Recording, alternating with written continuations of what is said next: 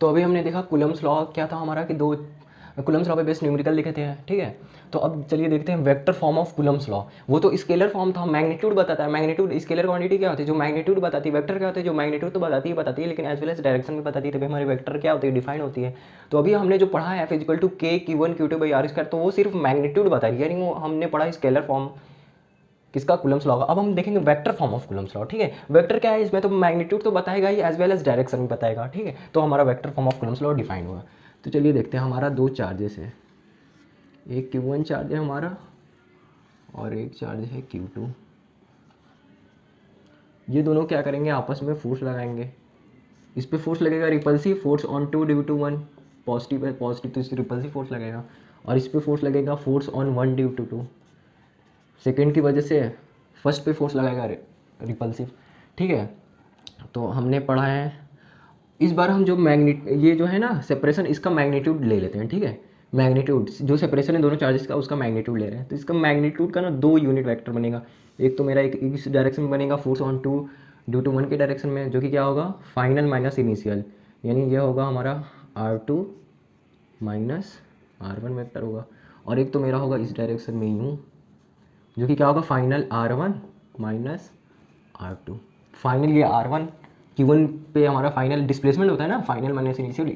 इस mod R का हमारा दो यूनिट वेक्टर बनेगा, एक तो इस डायरेक्शन में और एक इस डायरेक्शन में। Force on two due to one निकालते टाइम हम इस डायरेक्शन के यूनिट वेक्टर का यूज़ करेंगे, और force on one due to निकालते टाइम हम इस डायरेक्शन का यूज़ करेंगे, यूनिट वेक्टर इस डायरेक्शन का यूनिट वेक्टर लेंगे, ठीक है।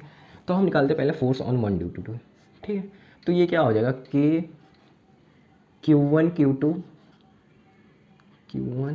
Q2 by R square. तो ये तो हमारा सिर्फ मैग्नीट्यूड बताया, लेकिन हम पढ़ रहे हैं vector form of Coulomb's law, तो हमें डायरेक्शन भी चाहिए। तो डायरेक्शन के केस में क्या हो जाएगा, तो force on one due to two के डायरेक्शन, मतलब इस force on one due to two के डायरेक्शन का हम यूनिट वेक्टर मान लेंगे, ठीक है। तो ये क्या हो जाएगा, R1 माइनस R2 का यूनिट वेक्टर। तो यूनिट वेक्टर क्या होता है, यहाँ पे साइड में लिख लीजिए। तो यूनिट वेक्टर होती है हमारी vector divided by its magnitude, vector divided by its magnitude, यही होता है हमारे यूनिट वेक्टर। पढ़े ना, यूनिट वेक्टर क्या होता है 11th में। तो ये बताता है यूनिट वेक्टर, हमें बताता है डायरेक्शन ना, एक्स एक्सिस में आई कैप, वाई एक्सिस में जे कैप, और जेड एक्सिस में आपका के कैप, ठीक है। तो हमें डायरेक्शन बताता है, ये इंडिकेट करता है। अगर हमारा आई कैप रहता है तो हम समझ जाते हैं कि एक्स डायरेक्शन, मतलब एक्स एक्सिस की बात कर रहा है। अगर आपका आई जे कैप रहा तो वाई एक्सिस की बात करेगी, ठीक है। तो यूनिट वेक्टर हमें डायरेक्शन बता रही होती है, ठीक है।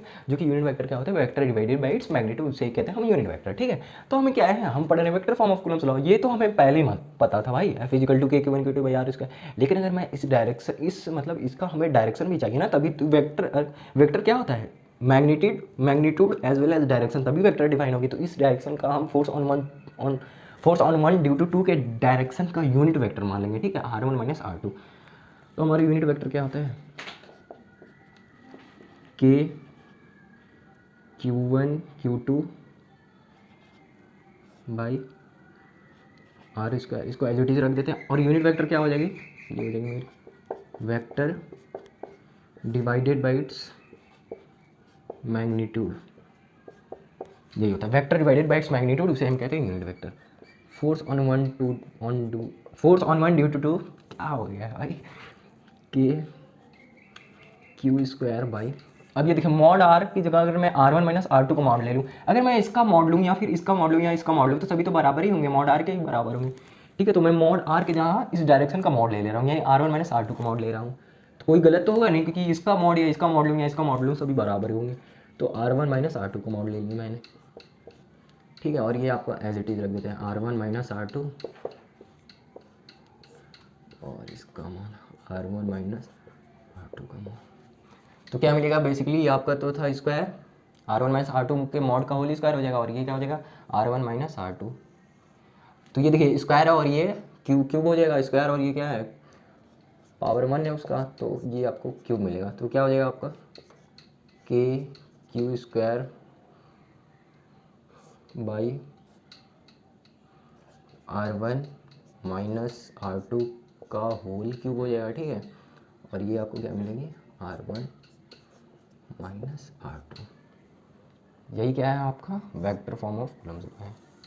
उम्मीद करते हैं आपको समझ में आया होगा।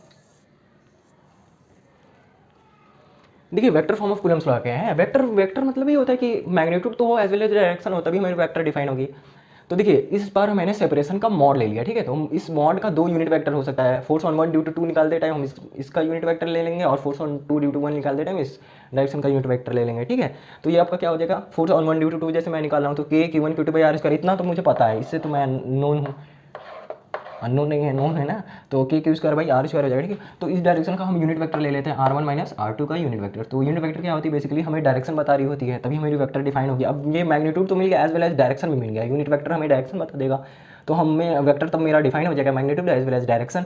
तो देखिए अब डायरेक्शन क्या है, तो unit vector R1 minus R2 का unit vector vector divided by its magnitude हो जाएगी, और ये मॉड R का होल स्क्वायर। तो मैं मॉड R की जगह इसका मॉड ले रहा हूँ, ठीक है। तो ये यूजफुल हो जाएगा। तो अगर मैं इसका मॉड लूँ या इसका मॉड लूँ या इसका मॉड लूँ तो बात एक ही है, सभी का मॉड बराबर ही होगा, सेपरेशन का मॉड क्या होगा, बराबर ही होगा। तो R1 माइनस R2 का मैं मॉड का होल स्क्वायर ले लिया, और R1 माइनस R2 ये तो मेरा पहले से था, दोनों मॉड मल्टीप्लाई होकर क्यूब बन जाएंगे, और ये R1 माइनस R2 का वेक्टर एज इट इज रहेगा। तो ये रहा आपका vector form of Coulomb's law. अगर मैं बोलूँ फोर्स ऑन 2 ड्यू टू 1 निकालिए तो वो भी निकालोगे, बस R1 की जगह क्या हो जाएगा, हमारा इंटरचेंज हो जाएंगे, R1 की जगह R2 हो जाएगा, और R2 की जगह R1 हो जाएगा। तो फोर्स ऑन 2 ड्यू टू 1 भी लिख लेते हैं, क्या हो जाएगा फोर्स ऑन 1 ड्यू टू 2।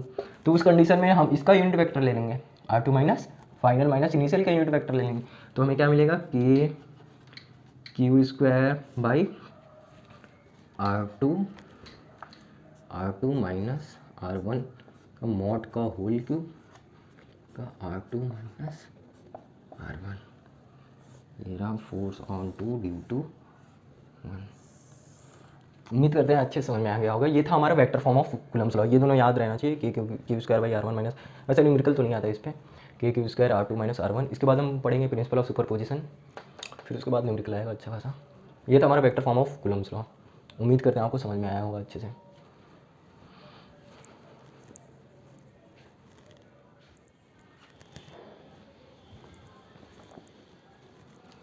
तो हमने कूलम्ब्स लॉ देख लिया। तो उस केस में क्या था कि हमारे 2 पॉइंट चार्जेस के बीच में कितना मतलब फोर्स है, क्या फोर्स लग रही है, 2 पॉइंट चार्जेस के बीच की बात हो रही थी, ठीक है। अब यहाँ पे हम पढ़ने जा रहे हैं प्रिंसिपल ऑफ सुपरपोजिशन। यहाँ पे क्या देखने को मिलेगा कि यहाँ पे आपके मल्टीपल चार्ज रहेंगे, ठीक है, 2 से ज़्यादा चार्ज रहेंगे, 3 रहेंगे, 4 5 जितने भी चार्ज रहेंगे, तो उस कंडीशन में क्या फोर्स लगाएंगे वो, ठीक है। तो वो तो कूलम्ब्स लॉ तो सिंपल 2 चार्जेस था तो फोर्स लग रहा था physical to K Q1 Q2 by R square, सिर्फ 2 पॉइंट चार्जेस थे। अब यहाँ पे क्या रहेंगे कि मल्टीपल चार्जेस रहेंगे, तो उस कंडीशन में क्या फोर्स मिलेगी, तो वो हमें पढ़ना पड़ता है प्रिंसिपल ऑफ सुपरपोजिशन पहले, ठीक है। तो प्रिंसिपल ऑफ सुपरपोजिशन क्या कहता है कि जो नेट फोर्स होगा किसी एक पर्टिकुलर चार्ज पे, वो वेक्टर सम होगा of the all forces acting on net charge. कहने का मतलब क्या हुआ, तो ये देखिए देखा जाए तो आपका Q1 चार्ज है, ठीक है, और ये आपका एक Q2 चार्ज है, कूलम्ब्स लॉ वैलिड होगा। अगर मैं पूछूँ Q1 पे फोर्स कैसे लग रहा है तो आप बता सकते हो, रिपल्सिव फोर्स यूँ लगेगा, ये इस पे भी यूँ लगेगा, और कूलम्ब्स लॉ वैलिड होगा इस 2 पॉइंट चार्जेस के लिए, F is equal to K Q1 Q2 by R square, ठीक है। लेकिन अगर मैं थर्ड चार्ज एक और लेकर आऊँ Q3, अगर मैं अब पूछूं कि फोर्स ऑन 1 Q1 पे कितना फोर्स लग रहा है, अब बताइए, ये नहीं है तो भाई साहब आपका कूलम्ब्स लॉ वैलिड हो, या फिर ये नहीं है तब भी 2 पॉइंट चार्जेस है वैलिड है, ये नहीं है 2 पॉइंट चार्जेस है कूलम्ब्स लॉ वैलिड है। अब यहाँ पे मल्टीपल चार्जेस है, 3 चार्जेस है, 2 से ज़्यादा चार्जेस है, तो यहाँ पे कूलम्ब्स लॉ आपका वैलिड नहीं होगा। तो उस कंडीशन में क्या होगा कि हमें जो नेट फोर्स किसी एक पर्टिकुलर चार्जेस पे लगानी रहेगी, वो क्या होगी, वेक्टर सम होगी सभी चार्जेस से लगने वाली फोर्सेस का, ठीक है। यानी अगर मैं पूछूं नेट फोर्स क्या होगा, अब बताइए आप, नेट फोर्स ऑन Q1 अगर मैं पूछ दूं, नेट फोर्स क्या मिलेगा, देखने को मिलेगा हमें Q1 पे, नेट फोर्स ऑन Q1, ठीक है। तो आपको नेट फोर्स क्या मिलेगी, force on 1 due to 2 second की वजह से फोर्स जो लगेगी, सेकेंड वाला चार्ज इस पे जो फोर्स लगाएगा, और थर्ड वाला चार्ज इस पे जो फोर्स लगाएगा, तो उसका क्या हो जाएगा, वेक्टर सम। और यही है हमारा principal of superposition. Principal of superposition ये कहता है कि किसी एक पर्टिकुलर चार्जेस पे अगर आपको फोर्स निकालना है तो वो वेक्टर सम होगा। ये वेक्टर है, सम है किसके, सभी चार्जेस से लगने वाली फोर्सेस का, ठीक है। Q3 इस पे फोर्स लगाएगा, Q2 भी इस पे फोर्स लगाएगा, तो उन दोनों चार्जेस का वेक्टर सम ले लेंगे, ठीक है। अगर फॉर एग्जांपल अगर आपके पास एक और चार्ज मैं ला दूँ Q4, अगर मैं पूछूं कि Q2 पे कितना फोर्स लगेगा, नेट फोर्स क्या होगी, तो आपका नेट फोर्स ऑन Q2 उस कंडीशन में क्या मिलेगा, अगर आपका 4 चार्जेस है, नेट फोर्स ऑन Q2, तो उस कंडीशन में आपको फोर्स मिलेंगे सेकेंड पे निकालना है ना, तो फर्स्ट की वजह से जो नेट फोर्स मतलब फोर्स लगाएगा और Q3 जो फोर्स लगाएगा, Q4 जो इस पे फोर्स लगाएगा, सभी फोर्सेस सभी चार्जेस से लगने वाली फोर्सेस का वेक्टर सम वही होता है हमारा प्रिंसिपल ऑफ सुपरपोजिशन। ठीक है, तो फोर्स ऑन 1 ड्यू टू 2 और क्या हो जाएगा फोर्स ऑन आपका 3 ड्यू टू 2। ठीक है, अरे सॉरी, फोर्स ऑन 2 पे निकाल रहे हैं ना, तो force on 2 due to first, second पे फर्स्ट की वजह से, सेकेंड पे थर्ड की वजह से, सेकेंड पे फोर्थ की वजह से। ठीक है, यही हमारा प्रिंसिपल ऑफ सुपरपोजिशन। उम्मीद करते हैं आपको समझ में आएगा। इससे पहले हमने देखा था कूलम्स लॉ क्या होता है, तो वहाँ पे सिर्फ 2 पॉइंट चार्जेस के बीच की बात हो रही थी, जो फॉर्मूला हमने पढ़ा है फिजिकल to K Q into by R square. लेकिन हमें प्रिंसिपल ऑफ सुपरपोजिशन क्या होता है, तो इसको हम बोलते हैं फोर्स बिटवीन मल्टीपल चार्जेस। अगर मल्टीपल चार्जेस, ढेर सारे चार्जेस रहे, तो उस पर्टिकुलर केस में किसी एक चार्जेस पे अगर हमें फोर्स पता कर रहा है, तो वो नेट फोर्स होता है सभी चार्जेस से लगने वाली फोर्स का। ठीक है, फर्स्ट पॉइंट समझ में आ गया होगा। Net force on any charge is the vector sum, यही लिखा है, vector sum of all the forces acting on net charge. सभी चार्जेस से लगने वाली फोर्सेस का वेक्टर सम ही हमारा क्या होता है, प्रिंसिपल ऑफ सुपरपोजिशन। दूसरा पॉइंट क्या है कि जो इंडिविजुअली फोर्स लग रही है, ये इंडिविजुअली फोर्स लगा रहा है,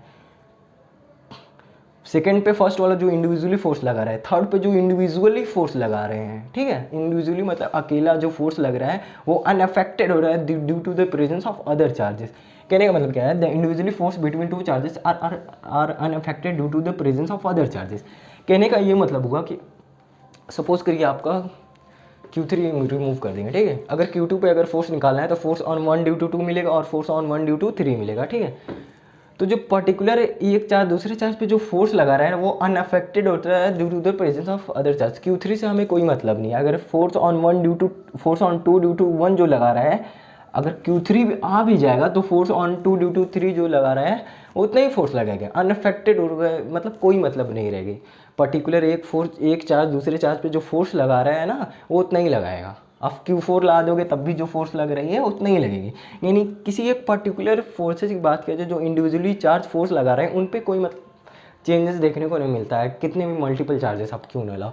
तो यही कहने का मतलब हुआ कि इंडिविजुअली फोर्स जो लगा रहे हैं दो चार्जेस, ठीक है, आर अनअफेक्टेड होते हैं due to the presence of other charges. 100 charge भी हैं जो पर्टिकुलर चार्ज फोर्स लगाएंगे उतना ही फोर्स लगाएंगे। यही था हमारा प्रिंसिपल ऑफ सुपरपोजिशन। इसके बाद इस पे बेस्ड न्यूमेरिकल बहुत सारे एग्जाम में आते हैं, तो इस पे बेस्ड हम न्यूमेरिकल देख लेते हैं। ठीक है, देखिए एक न्यूमेरिकल लेते हैं। ठीक है,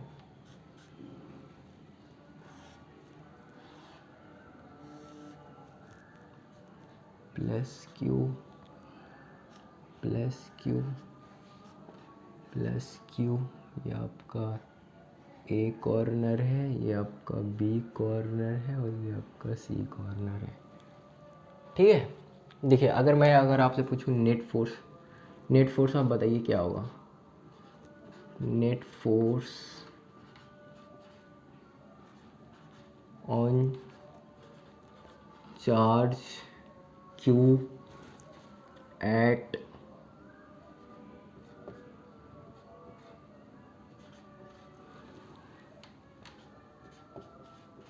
वर्टेक्स सी पे। ठीक है, मैं आपसे पूछता हूँ कि आप चार्ज वर्टेक्स सी पे नेट फोर्स निकालिए क्या होगा। ठीक है, तो हमने प्रिंसिपल ऑफ सुपरपोजिशन पढ़ा है कि जो पर्टिकुलर चार्जेस पे अगर हमें फोर्स निकालना है तो सभी चार्जेस से लगने वाली फोर्स का वेक्टर सम होता है। ठीक है, तो अगर मैं फोर्स ऑन सी की बात, तो ये क्या करेगा, इस पर बी वाला भी रिपल्सिव फोर्स लगाएगा, यूं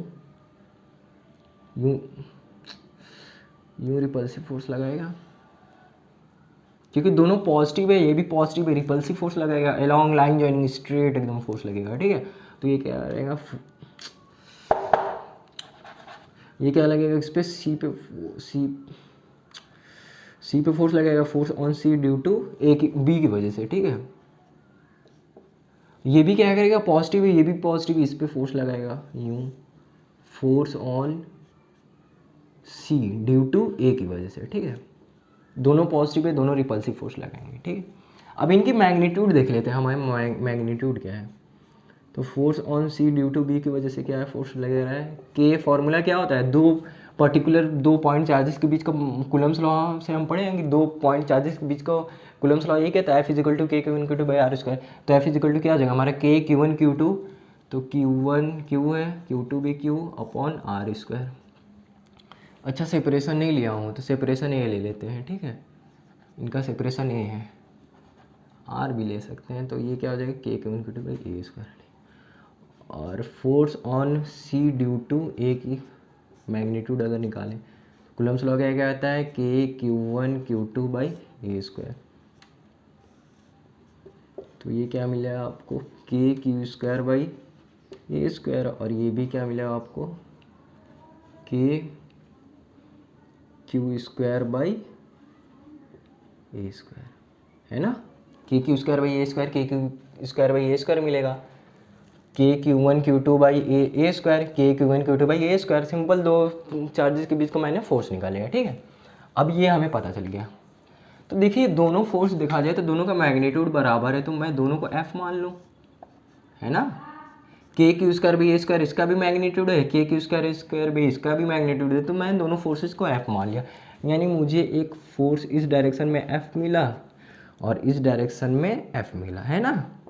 दोनों फोर्स को मैंने F मान लिया क्योंकि मैग्नीट्यूड बराबर है दोनों की, मैग्नीट्यूड आपकी बराबर है दोनों की, ठीक है ना, K Q square by A square, K Q square by A square है, K Q square by A square है ना। तो दोनों को मैंने F मान लिया, ठीक है। तो एक आपकी फोर्स इस डायरेक्शन में लगी और एक फोर्स इस डायरेक्शन में लगी। देखिए जब भी दो फोर्स बराबर लगते हैं तो उनका जो रिजल्टेंट होता है उनके सेंटर से जाता है, यानी नेट फोर्स, जब भी दो फोर्सेस बराबर इक्वल हैं रहते हैं तो उनका जो नेट फोर्स होता है यानी रिजल्टेंट वो हमेशा उनके सेंटर से जाता है, यानी मुझे F नेट कुछ यूँ मिलेगा इस डायरेक्शन में, यानी रिजल्टेंट हमारा क्या मिलेगा, इन दोनों के सेंटर से जाएगा, ठीक है। तो देखिए F पता चलेगा, F पता चलेगा, अब मैं रिजल्टेंट निकालूँ तो मुझे नेट फोर्स मिल जाएगा। तो नेट फोर्स निकालने का फॉर्मूला, रिजल्टेंट का फॉर्मूला क्या होता है, तो हम पढ़े हैं क्या होता है हमारा, रिजल्टेंट का फॉर्मूला क्या होता है, क्लास 11th में वेक्टर में है, ठीक है। तो A square plus B square plus 2ab cos theta होता है, ठीक है। तो ये ए मान लेता हूँ, ये बी मान लेता हूँ, तो क्या हो जाएगा हमारा F square A square plus B square plus 2ab, ठीक है, और कॉस थीटा। अब इन दोनों के बीच का एंगल क्या है, एंगल ये ए मान लिया, ये बी मान लिया, ठीक है। तो इन दोनों के बीच का एंगल क्या है, तो ये आपका इक्विलेटरल ट्रायंगल है, तो ये 60 डिग्री होगा, तो ये भी क्या होगा, वर्टिकली अपोजिट 60 डिग्री होगा, है ना, 60 डिग्री होगा ना, 60 डिग्री होगा। तो अब हम रिजल्टेंट निकाल लेते हैं तो हमारा नेट फोर्स पता चल जाएगा, ठीक है। हाँ, तो दो फोर्स जब भी बराबर होता है तो हमारा रिजल्टेंट उनके सेंटर से जाता है, यानी एफ नेट मुझे यूँ मिलेगा। तो रिजल्टेंट निकालते हैं, रिजल्टेंट का फॉर्मूला होता है A square plus B square plus 2ab cos theta. Cos theta कितना होगा, दोनों के बीच, दोनों फोर्स इक्वल फोर्सेस के बीच का एंगल क्या है, 60 डिग्री है, एक वर्टिकली अपोजिट, वो ये हमारा इक्विलेटरल ट्रायंगल है, तो ये क्या हो जाएगा कॉस 60 डिग्री, ठीक है। तो आप एफ नेट निकाल लें, एफ नेट निकालेंगे तो क्या मिलेगा आपको, 2f स्क्वायर हो जाएगा, F square plus F square, और ये भी क्या हो जाएगा 2f स्क्वायर हो जाएगा। कॉस 60 डिग्री क्या होती है, कॉस 60 डिग्री आपका होता है 1/2, 2 से 2 कैंसिल हो जाएगी, तो अब आपको क्या मिलेगा, एफ नेट, एफ नेट आपको मिलेगा under root 3f square, 2f square plus F square 3f square. अगर 3f स्क्वायर में से तो f बाहर निकल जाएगा, square F square under root में है तो बाहर ले लिया है एफ, और ये √3 एज इट इज़ अंदर है। एफ कितना है हमारा, क्या कंसिडर किया था मैंने, के Q square by A square था हमारा एफ, तो K Q square by A square under √3, ये आपको नेट फोर्स मिल गया eight charge at vertex C पे, यानी एफ नेट मेरा कुछ यूँ हो जाएगा, ठीक है। इसकी वैल्यू क्या आई है, एफ अंडर √3, ठीक है। देखिए क्या है, प्रिंसिपल ऑफ सुपरपोजिशन इसीलिए हमने पढ़ा था कि हमारा अगर मल्टीपल चार्जेस रहेंगे तो उस केस में हमारा फोर्स क्या होगा, ठीक है। नेट फोर्स हमें चार्ज एट वर्टेक्स सी पे निकालना है, तो क्या भाई साहब हमें पढ़े हैं नेट फोर्स क्या होता है। प्रिंसिपल ऑफ सुपरपोजिशन हमसे यही कहते हैं कि किसी पर्टिकुलर चार्जेस पे हमें नेट फोर्स अगर निकालना हुआ तो वो वेक्टर सम होगा सभी चार्जेस से लगने वाली फोर्सेस का। Net force acting on that charge is vector sum of all the forces acting on that charge, ठीक है। तो ये भी चार्जेस पे फोर्स लगेगा, ये भी चार्ज फोर्स लगेगा, दोनों फोर्स से लगाएंगे रिपल्सिव। अब उन दोनों का देख लूँ मैं मैग्नीट्यूड क्या है, तो दोनों का मैग्नीट्यूड बराबर मिला, K Q square by A square, K Q square by A square, यानी एफ मैंने दोनों को मान लिया, ठीक है।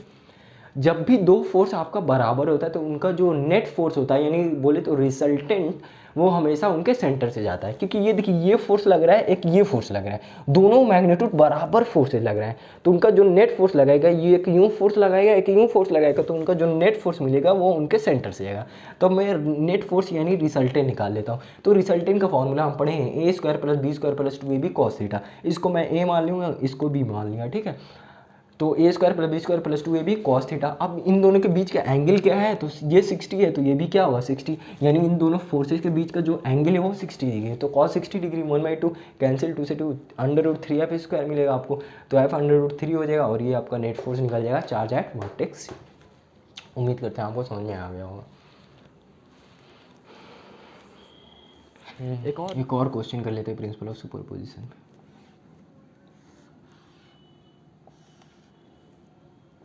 प्लस क्यू है, प्लस क्यू है, प्लस क्यू है, माइनस क्यू। ट्विस्ट आ गया क्वेश्चन में। ये क्या है आपका ए है, ये बी है, ये सी है, वर्टेक्स डी है, साइड ए है, साइड ए है, साइड ए। ये कर लेंगे तो प्रिंसिपल ऑफ सुपरपोजिशन अच्छे से समझ में आएगा और क्वेश्चन भी आता है एग्जाम में, ठीक है। अगर मैं पूछूँ find F net at charge at vertex C, find F net on charge at vertex C पे। आप बताओ नेट फोर्स क्या मिलेगा, ठीक है। प्रिंसिपल ऑफ सुपरपोजिशन लगा देंगे। Principal of superposition vertex C पे हमें नेट फोर्स पूछा, तो सभी चार्जेस से लगने वाली फोर्स का वेक्टर सम कर देंगे, सिंपल, ठीक है। तो बी वाले इस पे अट्रैक्टिव फोर्स लगेगा, है ना, पॉजिटिव है निगेटिव है तो रिपल नहीं करेगा, अट्रैक्टिव फोर्स लगेगा, यानी force on C due to B, ठीक है, ऐसे फोर्स लगेगा। और ये भी क्या करेगा, अट्रैक्टिव फोर्स लगाएगा, पॉजिटिव निगेटिव है, तो force on C due to D की वजह से ए वाला अभी छोड़ देते हैं, ये वाला भी अट्रैक्टिव फोर्स लगेगा इसी डायरेक्शन में, ठीक है। तो पहले हम इन दोनों का पहले मैग्नीट्यूड फाइंड कर लेते हैं। तो force on C due to B पहले फाइंड कर लेते हैं हमें। तो force on C due to B क्या मिलेगा, के Q1 Q2 है, तो K Q1 Q2 by side A square है, तो क्या मिलेगा K Q square by A square, ठीक है। और आपको force on C due to D की वजह से क्या मिलेगा, तो ये भी क्या है आपका के Q1 Q2, विथ साइन नहीं लेते हैं, बार बार याद रखे रहिए, हम विथ साइन नहीं लेंगे, माइनस क्यों नहीं लेंगे, क्योंकि डायरेक्शन से पहले भी मैंने एज्यूम कर लिया ना, तो विथ साइन नहीं लेंगे, तो K Q1 Q2 by A square. तो ये आपको क्या मिलेगा, K Q square by A square. दोनों का देखा जाए तो फिर से क्या है, मैग्नीट्यूड बराबर है, ठीक है, यानी दोनों फोर्सेज क्या है, दोनों का मैग्नीट्यूड बराबर है, तो एफ मान लिया, ठीक है। तो यानी मुझे एक एफ बी कुछ यूँ मिल रहा है, force on C due to B F, और ये मिला force on C due to D की वजह से एफ, ठीक है, दो इक्वल फोर्सेज मिले, ठीक। तो देखिए इन दोनों का नेट फोर्स क्या होगा, इनके सेंटर से जाएगा, इन दोनों का हमें दोनों की मैग्नीट्यूड क्या मिली, बराबर मिली। तो हमने पढ़ा है ना कि अगर जब भी हमारी दो फोर्सेस इक्वल होते हैं तो उनका जो रिजल्टेंट होता है उनके सेंटर से जाता है, यानी एफ नेट मुझे कुछ यूँ मिलेगा, एफ नेट सेंटर से जा रहा होगा, तो एफ नेट फाइंड कर लेते हैं। तो एफ नेट क्या मिलेगा हमें इस पर्टिकुलर केस में, इन दोनों की वजह से एफ नेट मिलेगा ना, तो एफ नेट क्या मिलेगा, under root A square plus B square, वही लगा देंगे, तो A square plus B square plus 2ab करेंगे तो एफ स्क्वायर हो जाएगा। और कॉस थीटा एंगल कितना है, 90 डिग्री है दोनों के बीच में, तो कॉस है ना, force on C due to B और force on C due to D की वजह से कॉस 90 डिग्री हो जाएगी, ठीक। तो एफ नेट क्या मिलेगा आपको इस पर्टिकुलर केस में, आपको एफ ये हो जाएगा 2f स्क्वायर, और ये देखिए कॉस 90 जीरो, तो ये पूरा टर्म जीरो हो जाएगा, तो उस केस में आपको क्या मिलेगा, एफ अंडर रूट 2। ये हमें एफ नेट मिला है, क्या है, K Q square by A square under root 2, ये एफ नेट मिला, ठीक है।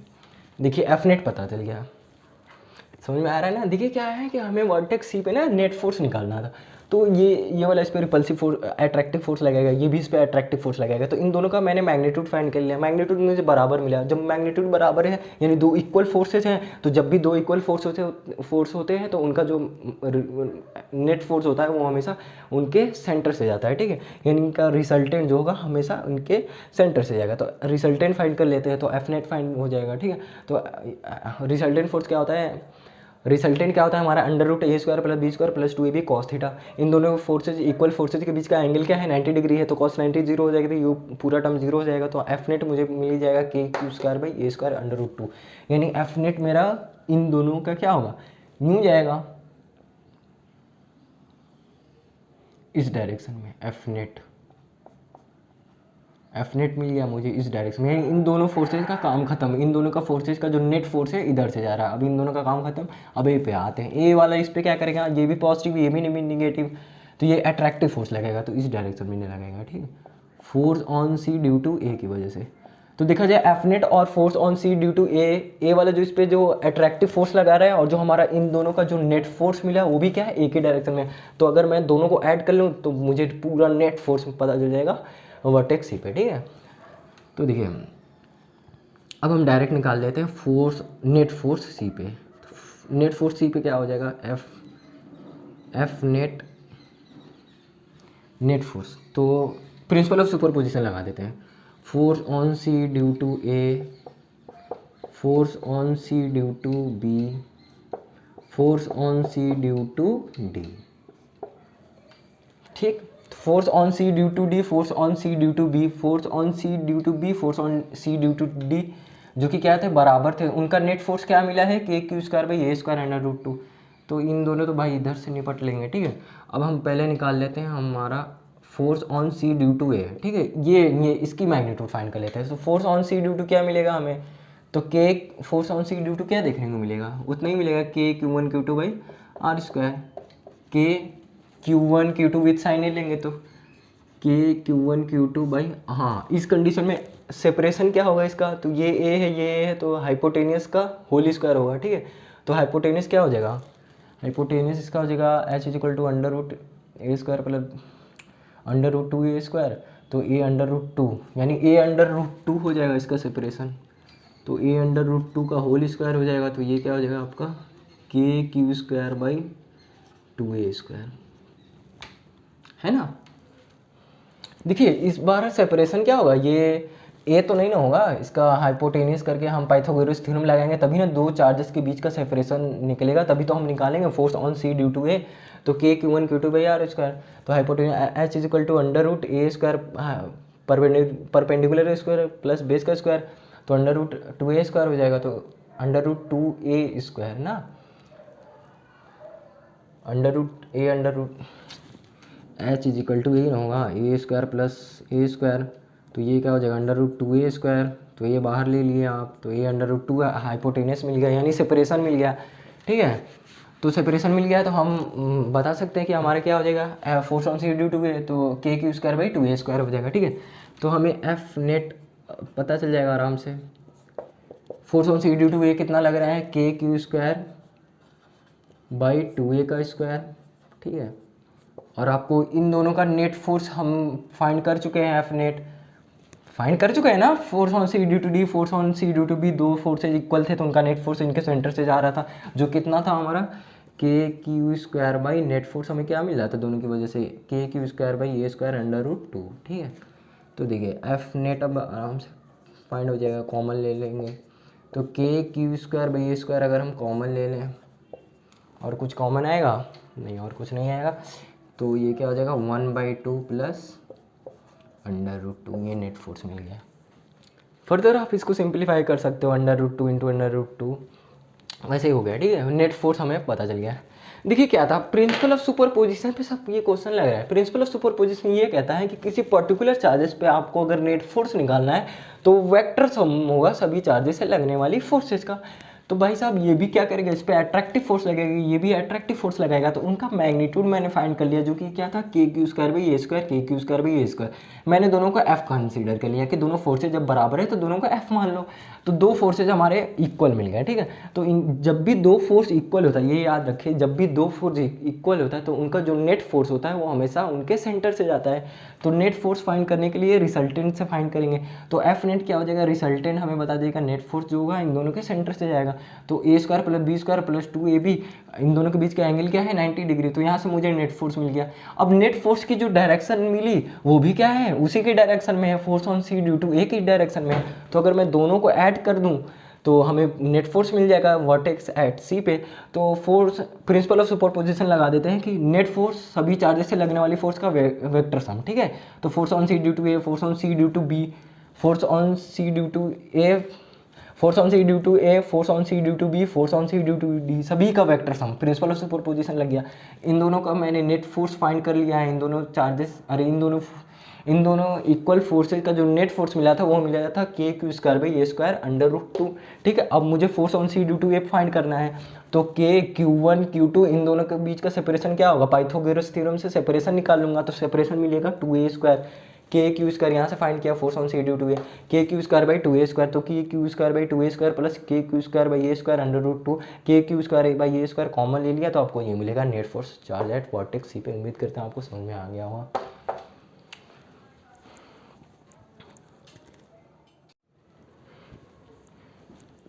तो चलिए एक और पॉइंट देख लेते हैं जो कि है क्या, हमारा relative permittivity and dielectric constant, ठीक है। ये भी देख लेते हैं क्या होता है हमारा रिलेटिव परमिटिविटी और डाइलेक्ट्रिक कांस्टेंट।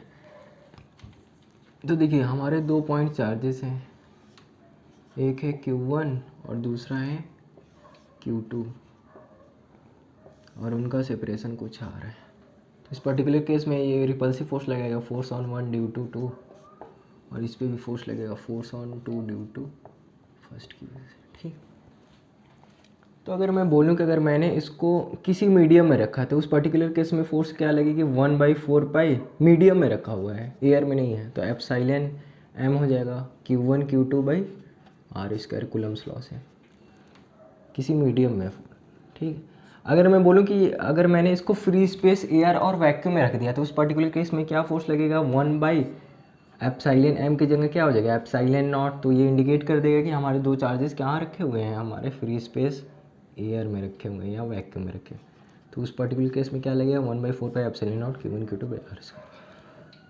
तो अगर मैं F naught by F M अगर निकालूँ, force on vacuum by force on medium, तो उस पर्टिकुलर केस में क्या मिलेगा हमें।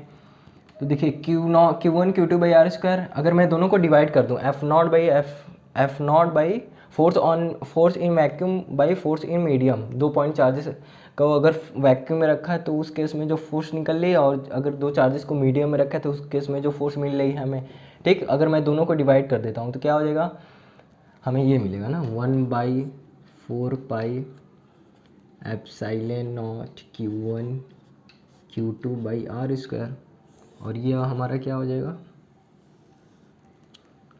1/4 pi epsilon m Q1 Q2 by R square.